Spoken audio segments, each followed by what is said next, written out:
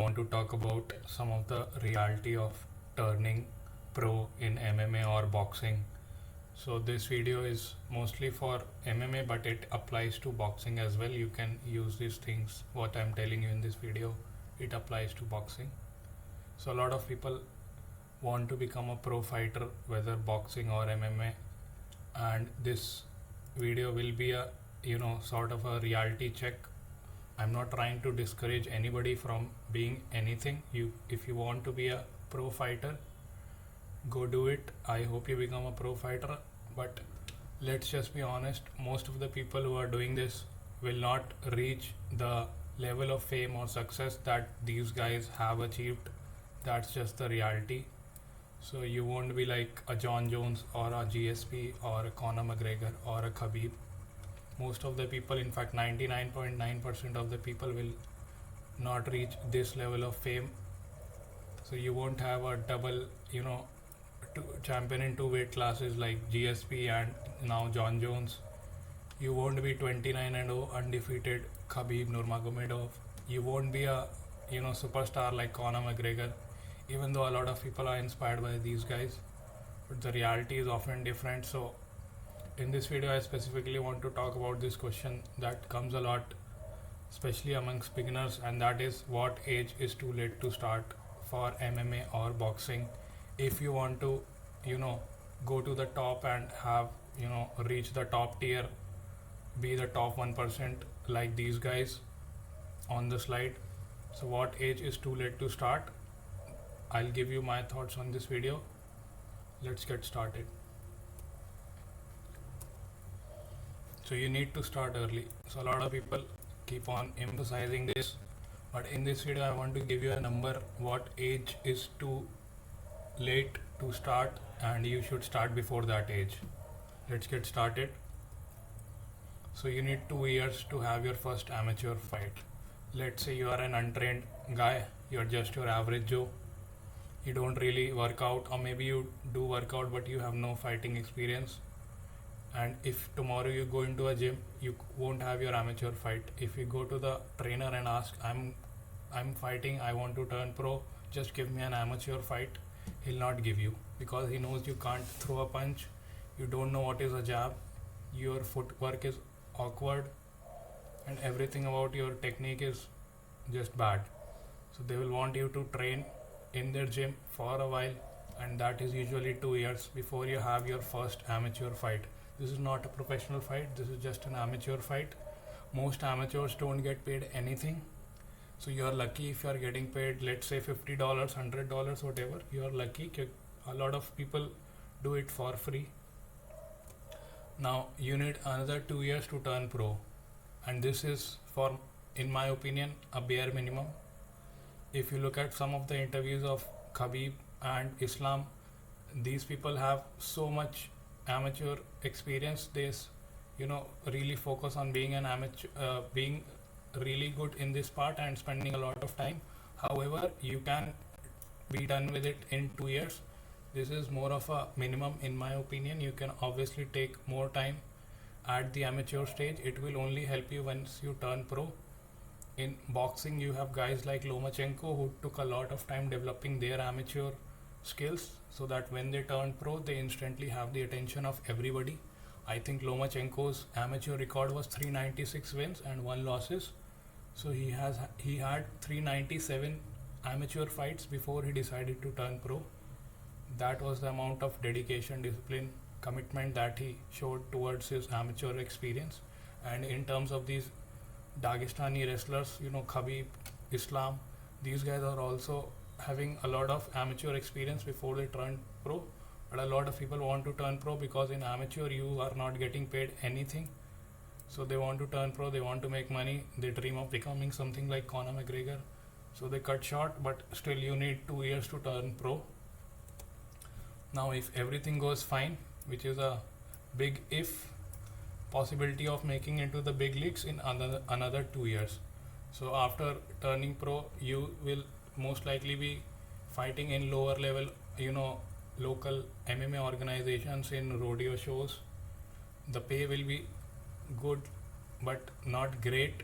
It will be like you will most likely not be able to cover your expenses for your training camp, etc. still, but if you do it well in these local rodeo shows, you might make it big into the big leagues in another 2 years. So this is like, you have, let's say you turn amateur and your amateur record is, let's say, 3 wins and 1 losses. Then you turn pro.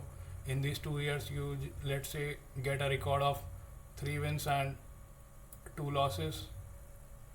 Then everything goes fine.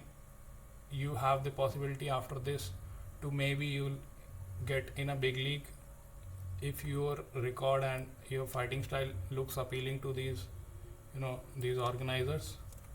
Then you will get your first contract with a major organization, and everybody's favorite major organization is the UFC. But if you don't get it, that's fine, you can get into Bellator, or if you're from Asia, you can get into 1FC. Specifically if you're from Asia, then it is really hard to go in these UFC or Bellator, but 1FC it's a little easier to get into 1FC if you're Asian. And this is after like you turned pro and have everything good in these 2 years. Now let's see, another 2 years to get ranked in your organization. Now whatever organization you go, let's say you make it to the UFC, you will need to fight maybe in Dana White Contender Series or the Ultimate Fighter. If you do good, they'll give you a 3-fight contract, which is the basic which they give you. And in those 3 fights you won't be fighting any ranked guys, you will be fighting guys who are like you, who are also trying to break it into the top 15. And you're not gonna get very high quality opponent. Maybe you will be asked to replace a fighter on short time notice. Maybe you'll ask to fight at a higher weight class, so you will have to be ready for those changes. You will have to be ready on fighting on a short notice. All those things will happen, but if you really want to be a top level fighter, you have to go through this. And then another 2-3 years to become a top contender. So let's say you get ranked number 15 after 2 years. Then from here, if you want to be a number one guy or a number 2 guy of your division, so about to get a title shot, you will need another 2-3 years to become a top contender.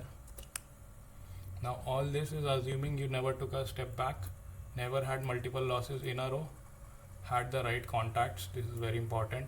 So what it means is, taking a step back could be anything. It could be health problems, injuries. So a lot of fighters get injured. I have not taken that into account, which is very which gives a very inaccurate picture, because if you are training, you will get injured. A lot of these fighters, in fact all of these fighters, have had injuries in the past, and sometimes they take up to a year or even more to recover. So I have not taken those into account. I am assuming you never got injured, never had multiple losses in a row. So if you had multiple losses, especially in your early part of your career, that can really impact the selection of you making it into the big leagues. Because one thing which these selectors are looking for is, they are looking for people who are on a win streak. Nobody wants a guy who is on a 2-fight losing streak or who just lost his last fight. So you need to, first of all, you need to have a good record, and if you lose, you need to make sure you don't have multiple losses. So 3 wins and 2 losses. If these 2 losses came together, then and if these 2 losses came in your last 2 fights, then you probably won't be selected, because everybody wants a guy who's on a winning streak, 3-fight winning streak at the minimum, and had the right contact. So you can do everything which I've shown here and still not make it, because you didn't have the right contacts. So most of the fighters, the coaches, the trainers in those gyms are in touch with these big league promoters. So once a fighter from their gym, they realize that this is a UFC level talent or Bellator level talent, they have the contacts. They tell these promoters from these big leagues that I have this guy, you might want to check him out.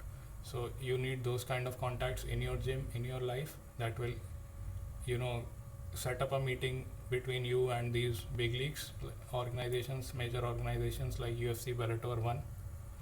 And if you do everything, then this is the time it will take you to become a top contender.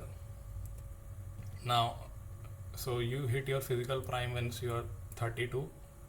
This is the thumb rule in all of combat sports, boxing or MMA, whatever. Once you are 32, 33, that's your prime. After that you start declining. 35, 36, 37, you start declining. So you have to be done with all of this, and most likely become a top contender before you become 32. If you are, let's say, 35 and you are only fighting in smaller level pro organizations, then it will take you another 2 years to reach to a big league, then another 2 years to get ranked, another 2 to 3 years.